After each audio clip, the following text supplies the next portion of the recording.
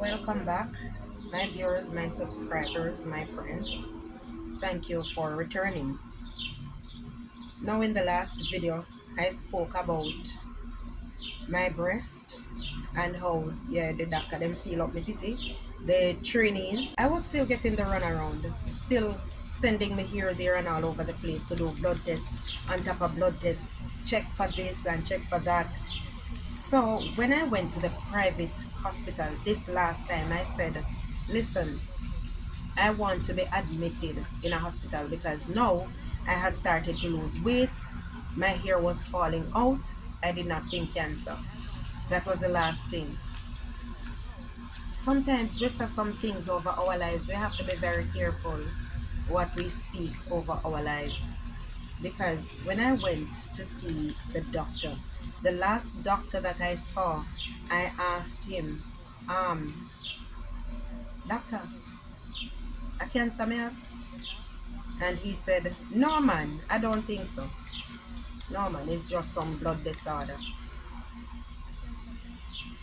We have to be very careful what we speak over our lives. Alright? Now, I wanted to cut out the whole heap of run around, going here, going there. So I asked to be admitted in the hospital. And he sent me a referral. I was moving back to St. Mary because by now I was living in Kingston at one of my daughter's house. I had moved back to my own house back in St. Mary. And when I went back, I told them that I will be living in St. Mary. So the closest hospital to me would have been Port Maria Hospital. When I went to Port Maria Hospital, um, they said they can't handle this situation there. Why did they send me there? I have to go back to Kingston, to KPH, and get admitted to that hospital. All right. I spent about a week with my children. By now, I got very weak. I could not walk very far without being extremely tired. Even getting up, my heart would race, would flutter. And there was still bruising, evidence of bruising. I didn't hit anywhere, but there was bruising wherever it felt like, wherever I was bleeding, because now I was bleeding. Did I mention that I had nosebleeds? I don't remember if I mentioned that I had nosebleeds in my earlier video, but those were some of the signs.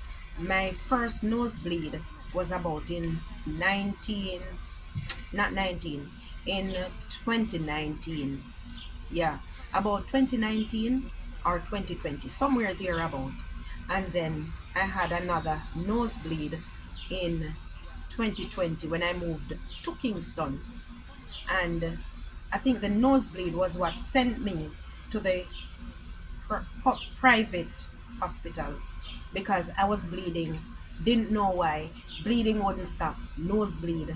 And that bleeding went on for a couple days and I was weak. I cut my hair off and because I am thinking, you know, it's old age, but my hair was thinning out. It was really thin. Even though it it didn't get back the body. You guys may look at my hair and say, it's thick.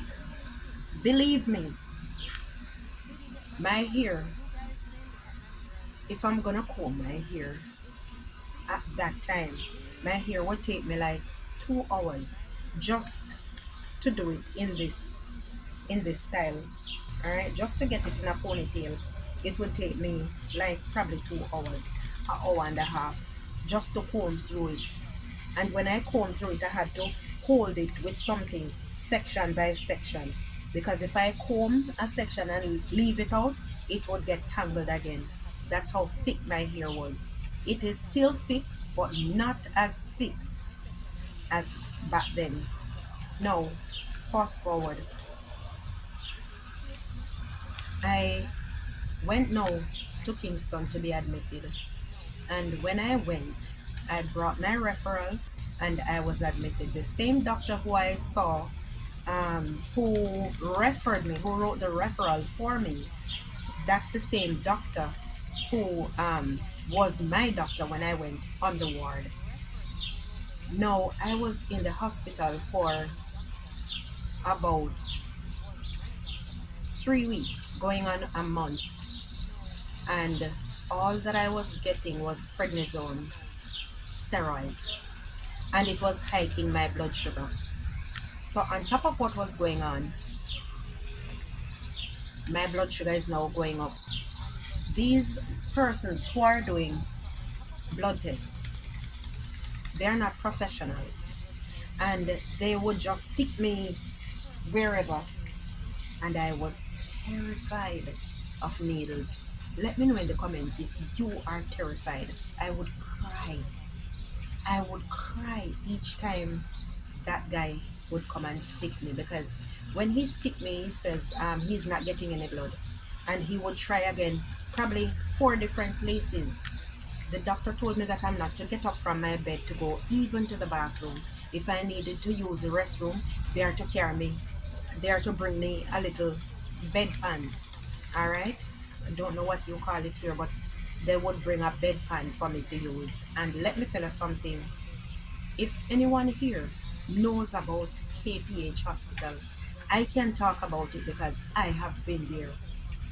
Don't be sick and unable to help yourself. All right? Because if you can't help yourself, if you make a mess, if you, we call it doo-doo, if you do up yourself on the bed, you're going to stay there until probably a family member comes. That was my experience. No, I did not poop on myself.